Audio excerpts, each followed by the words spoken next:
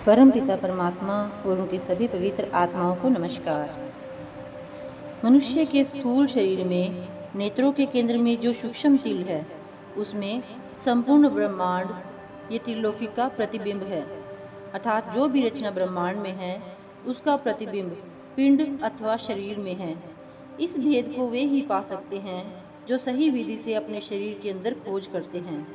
पीपा जी कहते हैं कि यह परम अथवा श्रेष्ठ तत्व है जिसे केवल सद्गुरु ही अपने शिष्य को अंतर में दिखा सकता है।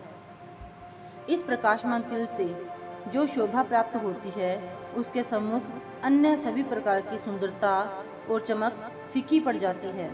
स्पष्ट है कि जिस सद्गुरु की दया दृष्टि ने यह करामात करके दिखाई है, वह सद्गुरु साधारण मनुष्य नहीं, प्रभु का सगुण रूप है। शब्द और ज्योति द्वारा सुशोभित अनेक महिमाओं, गुणों, मंडलों को धारण करने वाला यह तिल मन, बुद्धि, तर्क, भाषा आदि किसी की भी पहुंच से अतीत है। इससे आगे कुछ और कहने या सुनने की आवश्यकता नहीं रह जाती। कबीर साहिब इस तिल के स्थान को मुक्ति का द्वार कहते हैं। विषय वासनाओं का कार्य पूरा करते हुए 9 द्वार जीवात्मा को आवागमन का कैदी बनाकर रखते हैं, जबकि 10वां द्वार उसे मुक्ति का अधिकारी बना देता है। इस स्थान की पहचान है वहाँ अनहद शब्द का सुनाई देना। वज्र कपाटों के पार जहाँ परमेश्वर रहता है, वह घर है, और जहाँ से उस घर का सफ़र शुरू होता है, वह उस घर की सीढ़ियाँ हैं। इसलिए यह स्थान हुआ घर दर। ऊपर की यात्रा के दौरान कौन कौन से मुकामों से होकर जाते हैं, यह संत सद्गुरु ही जानते हैं। हमारी दुनिया के भूगोल में उनके नाम नहीं मिलते। मनुष्य की आयु बहुत छोटी है, 60, 70, 80, अधिक से अधिक 100 वर्ष, और उसे बिताने के लिए मिला है शरीर, रेतीली मिट्टी का कच्चा फूटता हुआ घड़ा।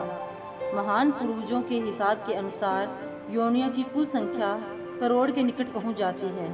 इनमें से अधिकतर योनियां घटिया मानी जाती हैं, कई उनसे भी बुरी तथा कुछ और बुरी से भी बुरी। मनुष्य शरीर के अलावा और कोई ऐसा जामा नहीं है जिसमें हम अपनी खुशी से प्रवेश करना चाहें। मनुष्य को मिली काया उसके विशेष बुद्धि युक्त आकाश तत्व के कारण सबसे उत्तम है।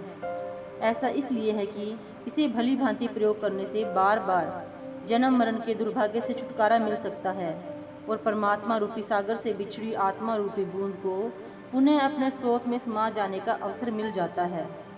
इसलिए बुद्धिमत्ता इसी में है कि इस शिरोमणि शरीर की सीमित आयु को इस महान उद्देश्य की पूर्ति के लिए सुरक्षित किया जाए।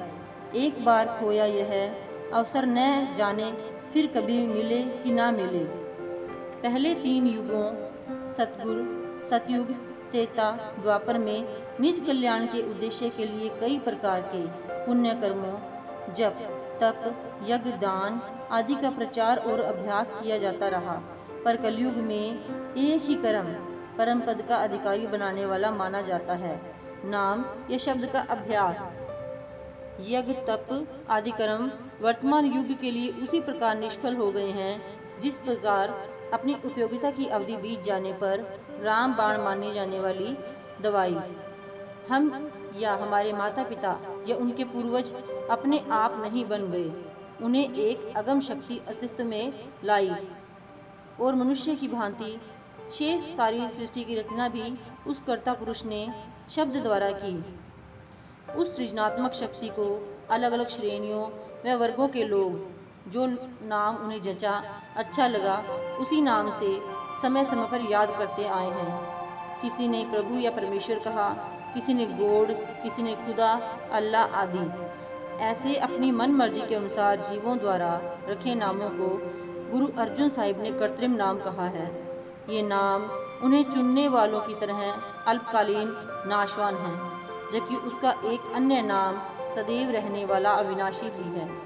यह नाम अकाल पुरुष ने अपने आप को खुद सृजन करने के समान स्वयं ही रखा है।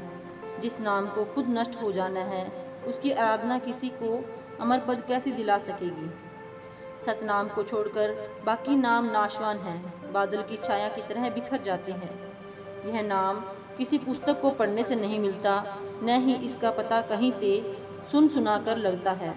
यह अमूल्य सिक्का परमेश्वर ने अपनी निजी टकसाल में तैयार करके उपयोग में लाने के लिए गुरु को सौंपा हुआ है। यह गुरु के सिवाय और कहीं से नहीं मिलता। सतगुरु जिज्ञासु पर दयालु होता है तो उसे दीक्षा देकर अपना शिष्य बना लेता है। सतगुरु अपने शिष्य का अहंकार दूर कर उसे विषय विकारों से मोड़कर भाणा मानने वाला आज्ञाकारी मनुष्य बनाकर साफ सुथरा करके अपने अंदर ऐसे समा लेता है जैसे बूंद को सागर। जीवात्मा के उद्धार का यह उपकार परमात्मा स्वयं ही करता है, क्योंकि वही गुरु के रूप में नाम का भंडारी बनकर आता है। वह केवल शुरू में ही फीका लगता है, परंतु रूहानी अभ्यास में प्रगति होने पर जब उसका अमृत पीने को मिलता है तब पता चलता है कि नाम एक ऐसी अनमोल वस्तु है जिसकी मिठास की तुलना संसार के किसी रस से नहीं की जा सकती। वह ग्रस्त में रहकर कमाया जाने वाला सूरत शब्द का सहज योग है। Thank you.